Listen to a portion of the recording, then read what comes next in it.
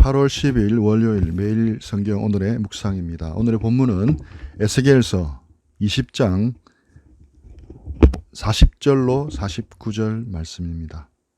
어제 내용과 이어지는 본문이기에 에스겔서 20장 앞부분의 내용을 먼저 간략하게 설명하고자 합니다. 이스라엘 백성은 가는 곳마다 변함없이 우상 숭배를 합니다. 애굽에서도 우상 숭배를 했습니다. 그럼에도 불구하고 하나님께서 약속하신 대로 출애굽을 시켜주셨습니다. 하나님의 은혜로 출애굽하여 광야로 나왔지만 광야에서도 불순종하여 여전히 우상 숭배를 하였습니다. 그로 인해 출애굽 1세대 중에 여호수아와 갈렙 외에는 다 광야에서 죽었습니다. 출애굽 2세대만 약속의 땅에 들어갑니다. 그러나 가나안 땅에서도 여전히 우상 숭배를 하였습니다. 그 결과 바벨론의 포로로 잡혀왔습니다. 그런데 거기서도 그들은 여전히 우상 숭배를 하고 있었습니다. 이것이 에스겔서 20장 1절로 32절까지의 말씀의 내용이었습니다. 그런데 그럼함에도 불구하고 오늘 본문을 보면 하나님께서 그들을 맹세한 땅으로 인도하시는 것입니다.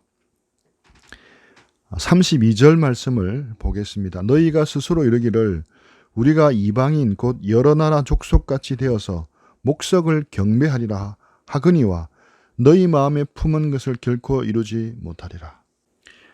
바벨론에서 포로로 잡혀와 있으면서도 여전히 우상 숭배를 하고 있었습니다. 그런데 포로로 잡혀온 이스라엘 백성들이 깜짝 놀랄 말을 합니다.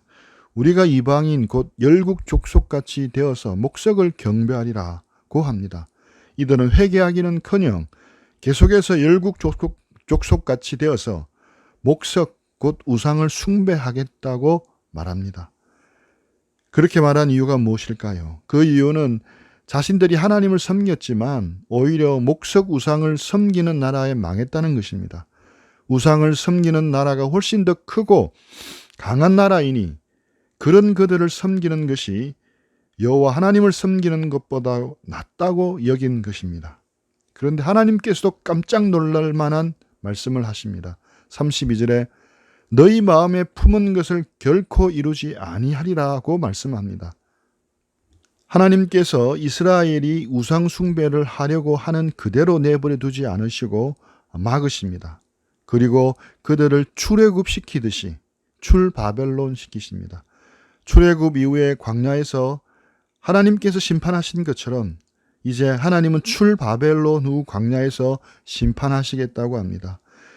그러면 이스라엘 백성이 광야에서 어떤 심판을 받았습니까? 에스겔서 20장 37절 말씀입니다. 어제 본문입니다. 내가 너희를 막대기 아래로 지나가게 하며 언약의 줄로 매려니와. 여기서 막대기 아래로 지나가게 한다는 것은 이스라엘 백성들이 하나님께 드릴 11조를 계산할 때 짐승을 좁은 곳으로 몰아 한 줄로 세워 막대기 아래로 통과하게 하여 11조로 바쳐질 것을 표시하는 것을 말합니다. 레위기 27장 32절에 그 내용이 나옵니다. 여기서 11조로 선택되는 것을 다른 것과 바꾸지 못하게 합니다. 짐승들이 알아서 줄을 서서 가는 일이 없습니다. 그러므로 선택이란 하나님의 일방적인 선택임을 보여줍니다.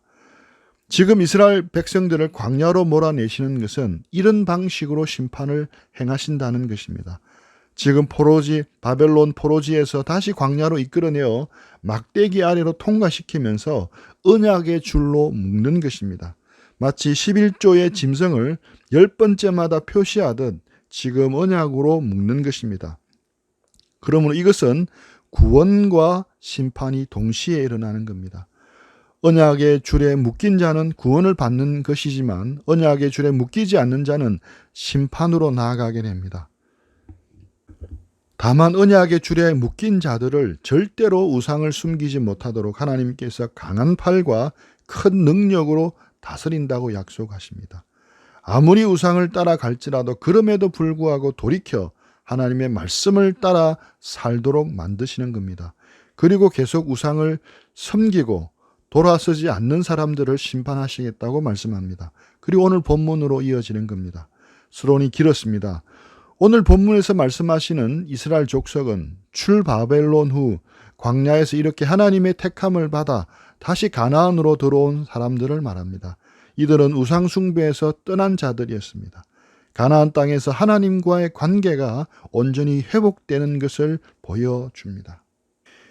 40절 말씀입니다. 주 여호와의 말씀이니라. 이스라엘 온 족속이 그 땅에 있어서 내 거룩한 산 곧 이스라엘 높은 산에서 다 나를 섬기리니 거기에서 내가 그들을 기쁘게 받을지라.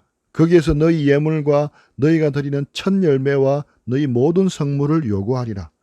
41절 내가 너희를 인도하여 여러 나라 가운데에서 나오게 하고 너희가 흩어진 여러 민족 가운데에서 모아낼 때 내가 너희를 향기로 받고 내가 또 너희로 말미암아 내 거룩함을 여러 나라의 목전에서 나타낼 것이며 하나님과의 아름다운 관계가 이루어집니다.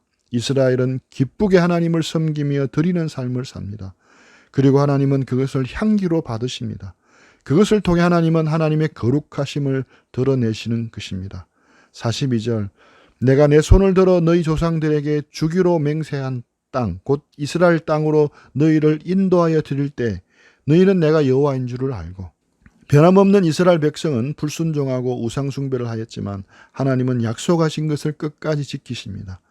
출바벨론에서 다시 가나안으로 입성할 때 비로소 그들은 하나님의 은혜를 다시금 깨닫게 되는 것입니다. 43절 거기에서 너희 길과 스스로 더럽힌 모든 행위를 기억하고 이미 행한 모든 악으로 말미암아 스스로 미워하리라. 가나안으로 돌아가 살 때 이스라엘은 지나온 길과 자신들이 더럽힌 모든 행실을 기억하고 자신이 저지른 모든 악을 스스로 미워해야 한다는 것입니다. 역사를 잊은 민족은 미래가 없다는 말입니다. 다시 실족하지 않기 위해서 과거에 자신들이 지은 죄악들을 반면교사로 삼아야 한다는 겁니다. 44절 이스라엘 족속아 내가 너희 악한 길과 더러운 행위대로 하지 아니하고 내 이름을 위하여 행한 후에야 내가 여호와인 줄을 너희가 알리라. 주 여호와의 말씀이니라. 하나님의 일방적이고 무조건적인 은혜 때문에 이스라엘이 회복이 되는 것입니다. 이스라엘 족속이 행한 악한 행위대로 보응하셨더라면 이스라엘은 존재할 수가 없었습니다. 하나님을 안다는 것은 하나님의 공의를 넘어서는 하나님의 사랑과 은혜를 깨닫는 것입니다. 그리고 다음에 나오는 45절부터 49절까지는 앞문단과 이어지는 내용이 아닙니다. 불로 심판하는 말씀입니다. 45절 여호와의 말씀이 또 내게 임하여 이르시되 46절 인자야 너는 얼굴을 남으로 향하라. 남으로 향하여 소리내어 남쪽의 숲을 쳐서 예언하라. 47절 남쪽의 숲에게 이르기를 여호와의 말씀을 들을지어다. 주 여호와께서 이같이 말씀하셨느니라. 내가 너의 가운데 불을 일으켜 모든 푸른 나무와 모든 마른 나무를 없애리니 맹렬한 불꽃이 꺼지지 아니하고 남에서 북까지 모든 얼굴이 거스릴지라. 48절 혈기 있는 모든 자는 나 여호와가 그 불을 일으킨 줄을 알리니 그것이 꺼지지 아니하랴 하셨다 하라 하시기로. 여호와의 말씀이 에스겔에게 임합니다. 에스겔의 얼굴을 남쪽으로 향하여 남쪽 숲을 쳐서 예언하라고 합니다. 남쪽 숲에서 여호와께서 불을 일으키시는데 모든 푸른 나무와 모든 마른 나무를 맹렬한 불로 태워서 없애버린다고 하십니다. 물론 이 푸른 나무와 마른 나무는 사람을 말합니다. 맹렬한 불꽃이 꺼지지 아니하고 남에서 북까지 모든 얼굴을 거슬리게 한다고 합니다.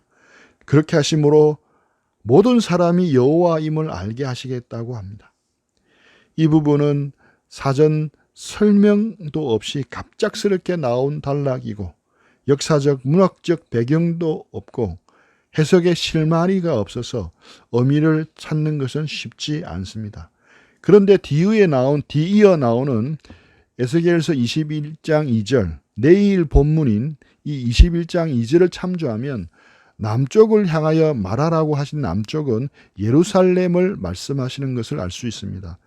21장 2절에서는 예루살렘을 칼로 심판한다고 합니다. 근데 오늘 본문에서는 불로 심판하시겠다고 합니다. 49절 내가 이르되 아하 주 여호와여 그들이 나를 가리켜 말하기를 그는 비유로 말하는 자가 아니냐 하나이다 하니라. 이 말씀을 들은 사람은 이번에도 그렇지 그래 에스겔은 심심하면 제멋대로 비유를 말하는 자가 아니냐 하는 식으로 조롱합니다. 이들이 비유의 뜻을 몰라서가 아니었습니다. 어제 주일에 나눈 말씀처럼 구원에는 방향성이 있다고 했습니다. 출애굽에도 출발벨론에도 방향성이 있는 겁니다.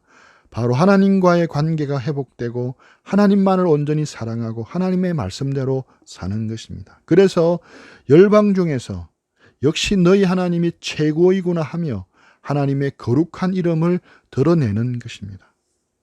가축들을 한 줄로 세워 막대기 아래로 지나가게 하고 열의 하나를 11조로 하나님의 것으로 택하듯이 우리 역시 전적으로 은혜로 구원받고 택함을 받았습니다.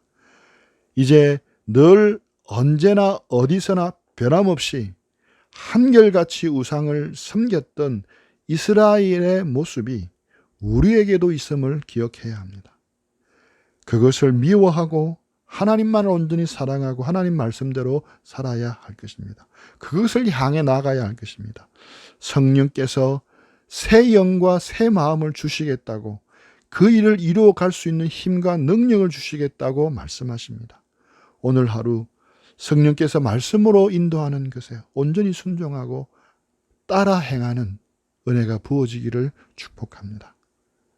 기도하겠습니다. 하나님 아버지, 은혜로 택함받고 구원받아서 하나님의 백성이 되었습니다.